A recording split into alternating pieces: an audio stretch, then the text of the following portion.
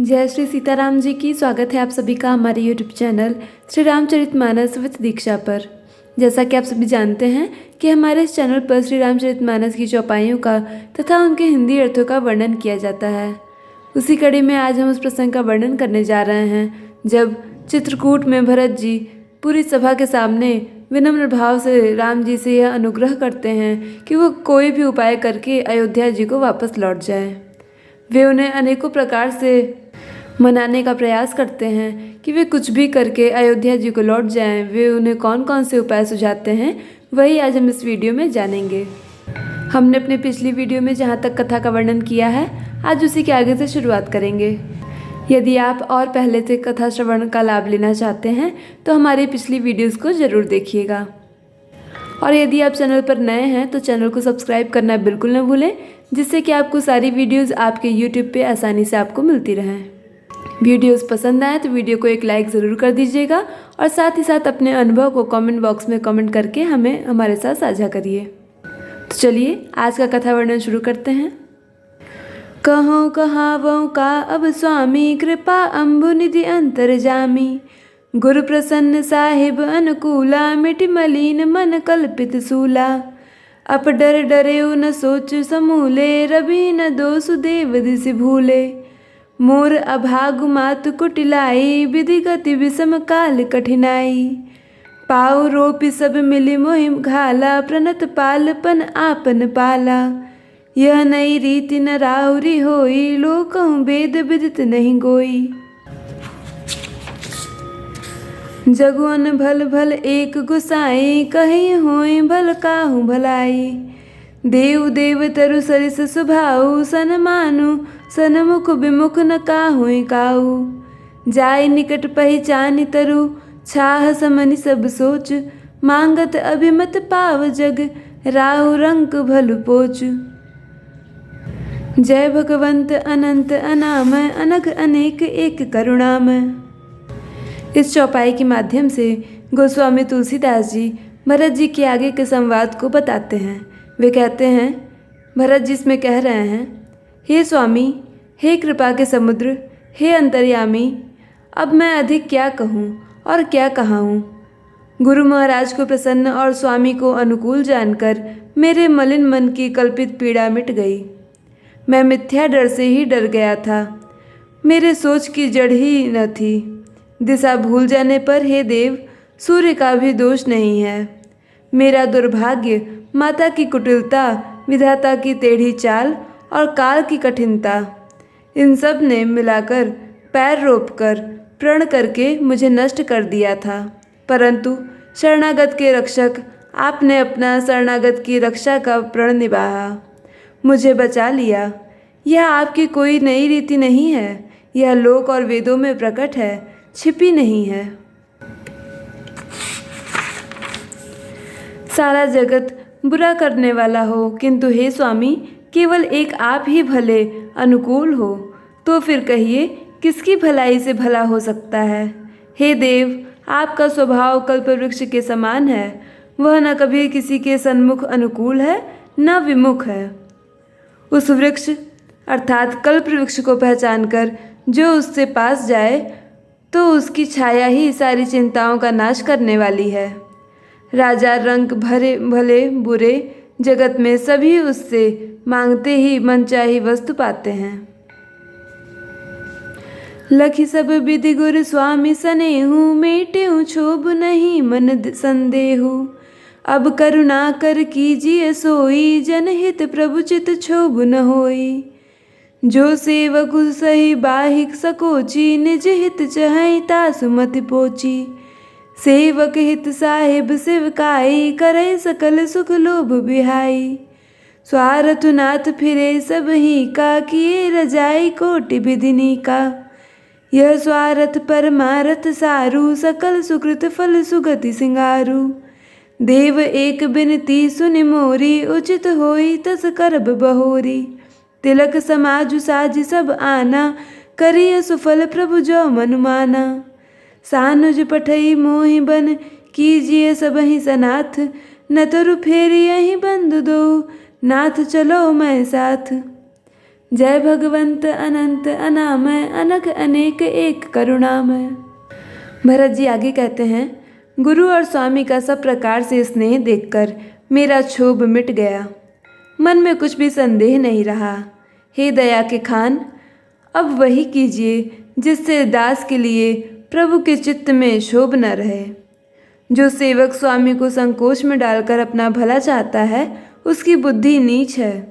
सेवक का हित तो इसी में है कि वह समस्त सुखों और लोभों को छोड़कर स्वामी की सेवा ही करे। हे नाथ, आपके लौटने में सभी का स्वार्थ है और आपकी आज्ञा पालन करने में करोड़ों प्रकार से कल्याण है। यही स्वार्थ और परमार्थ का सार है, समस्त पुण्यों का फल और संपूर्ण शुभ गतियों का श्रृंगार है। हे देव, आप मेरी एक विनती सुनकर फिर जैसा उचित हो वैसा ही कीजिए। राज तिलक की सब सामग्री सजाकर लाई गई है। जो प्रभु का मन माने तो उसे सफल कीजिए, अर्थात उसका उपयोग कीजिए। छोटे भाई शत्रुघ्न समेत मुझे वन में भेज दीजिए और अयोध्या को लौटकर सबको सनाथ कीजिए। नहीं तो किसी तरह भी यदि आप अयोध्या जाने को तैयार न हो, हे नाथ, लक्ष्मण और शत्रुघ्न दोनों भाइयों को लौटा दीजिए और मैं आपके साथ चलूं। न तरु जाहि बन तीनियों भाई, बहुरिय सिय सहित रघुराई। जय विधि प्रभु प्रसन्न मन होई, करुणा सागर कीजिए सोई। देव दिन सब मोहि अभारू, मोरे नीति न धर्म विचारू। कहूँ बचन सब स्वार्थ हेतु, रहत न आरत के चित चेतु। अतरु देहि सुनि स्वामी रजाई, सो सेवक लखि लाज लजाई। असमय अवगुण उदधि अगाधु, स्वामी स्नेह सराहत लागू। साधु अब कृपाल मोहि सो मत भावा, सकुच स्वामी मन जाहि न पावा। प्रभु पद शपथ कहूँ सति भाऊ, जग मंगल हित एक उपाऊ। प्रभु प्रसन्न मन सकुच तजी, जो जेहि आय सुदेव। सो सिर धरि धरि करहि सबु, मिटहि अनत अवरेब। जय भगवंत अनंत अनामय अनघ अनेक एक करुणामय। भरत जी आगे कहते हैं, अथवा हम तीनों भाई वन चले जाएं और हे श्री रघुनाथ जी, आप श्री सीता जी सहित अयोध्या को लौट जाइए।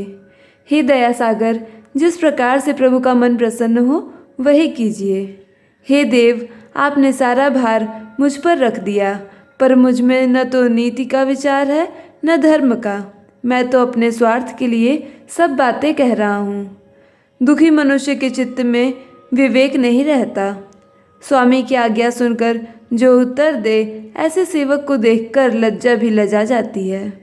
मैं अवगुणों का ऐसा अथाह समुद्र हूँ कि प्रभु को उत्तर दे रहा हूँ, किंतु स्वामी आप स्नेहवश साधु कहकर मुझे सराहते हैं।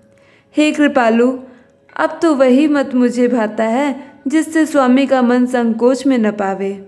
प्रभु के चरणों की शपथ है, मैं सत्य भाव से कहता हूँ, जगत के कल्याण के लिए यही उपाय है।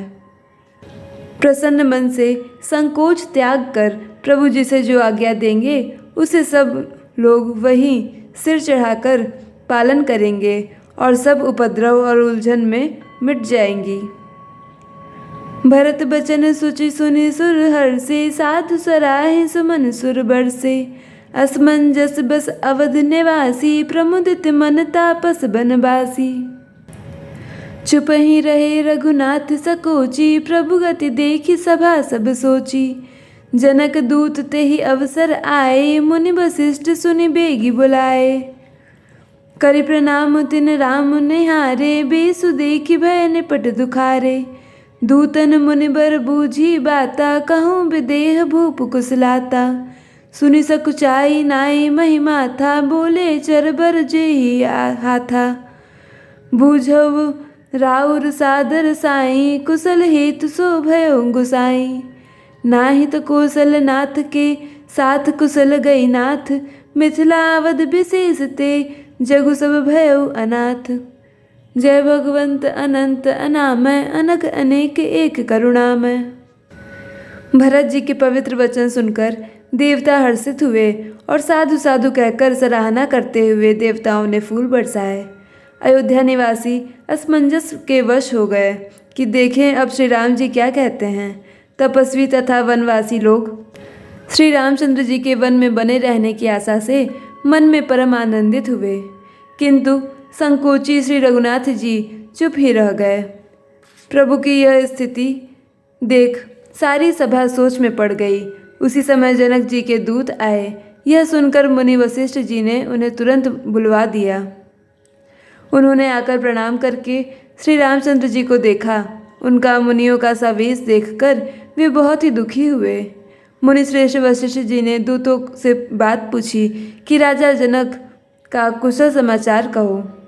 यह मुनि का कुशल प्रश्न सुनकर सकुचाकर पृथ्वी पर मस्तक नवाकर वे श्रेष्ठ दूत हाथ जोड़कर बोले, हे स्वामी, आपका आदर के साथ पूछना यही है गोसाई कुशल का कारण हो गया। नहीं तो हे नाथ, कुशल क्षेम तो सब कौशलनाथ दशरथ जी के साथ ही चली गई। उनके चले जाने से यूँ तो सारा जगत ही अनाथ स्वामी के बिना असहाय हो गया, किंतु मिथिला और अवध तो विशेष रूप से अनाथ हो गए। कौशलपति गति सुनि जन कौरा, भी सब लोक शोक बस बौरा। जेहि देखे तेहि समय विदेहु, नाम सत्य अस लाग न केहू। रानी कुचाली सुनत नर पालहि, सूझ न कहू जस मन बिनु ब्यालहि। भरत राज रघुबर बनबासु, भा मिथिलेश हृदय हरासु। नृप बूझे बुध सचिव समाजु, कहूँ विचारि उचित का आजू। समुझ अवध असमंजस दो, चलिए कि रहिए न कहू ओ को। नृपहि धीर धरि हृदय विचारी, पठय अवध चतुर चरचारी। बूझ भरत सति भाव कुभाऊ, आहूँ बेगी न हो लखाई। गए अवध चर भरत गति, बूझ देख कर तूती। चले चित्रकूट भरतु, चार चले तिरुहूति। जय भगवंत अनंत अनामय, अनघ अनेक एक करुणामय। अयोध्या नाथ जी की गति, दशरथ जी का मरण सुनकर जनकपुरवासी सभी लोग शोकवश बावले हो गए, सुध बुध भूल गए। उस समय जिन्होंने विदेह को शोकमग्न देखा, उनमें से किसी को ऐसा न लगा कि उनका नाम विदेह अर्थात देहाभिमान रहित नाम सत्य है, क्योंकि देहाभिमान से शून्य पुरुष को शोक कैसा। रानी की कुचाल सुनकर राजा जनक जी को कुछ सूझ न पड़ा, जैसे मणि के बिना सांप नहीं सूझता। फिर भरत जी को राज्य और श्री रामचंद्र जी को वनवास सुनकर मिथिलेश्वर जनक जी के हृदय में बड़ा दुख हुआ। राजा ने विद्वानों और मंत्रियों के समाज से पूछा कि विचार करके कहिए, आज इस समय क्या करना चाहिए, क्या करना उचित है। अयोध्या की दशा सुनकर और दोनों प्रकार से असमंजस जानकर चलिए या रहिए किसी ने कुछ नहीं कहा। जब किसी ने कोई सम्मति नहीं दी, तब राजा ने धीरज धर हृदय में विचार कर 4 चतुर गुप्तचर अर्थात जासूस अयोध्या को भेजे और उनसे कह दिया कि तुम लोग श्री रामचंद्र जी के प्रति भरत जी के सद्भाव, अच्छे भाव, प्रेम या दुर्भाव, बुरा भाव, विरोध या का यथार्थ पता लगाकर जल्दी लौट आना, किसी को तुम्हारा पता न लगने पावे। गुप्तचर अवध को गए और भरत जी का ढंग जानकर और उनकी करनी देखकर जैसे ही भरत जी चित्रकूट को चले, वे मिथिला को चल दिए। आज की इस वीडियो में बस इतना ही। आगे दूतों ने और क्या क्या समाचार वशिष्ठ जी को दिया और आगे क्या होता है ये जानने के लिए यदि आपने चैनल को सब्सक्राइब नहीं किया है तो चैनल को सब्सक्राइब करके हमारे साथ जुड़ जाइए। और यदि आपको वीडियो पसंद आई हो तो वीडियो को एक लाइक ज़रूर कर दीजिए। अगली वीडियो जल्द ही आपके सामने आएगी। आप सभी का अंत तक वीडियो देखने के लिए बहुत बहुत धन्यवाद।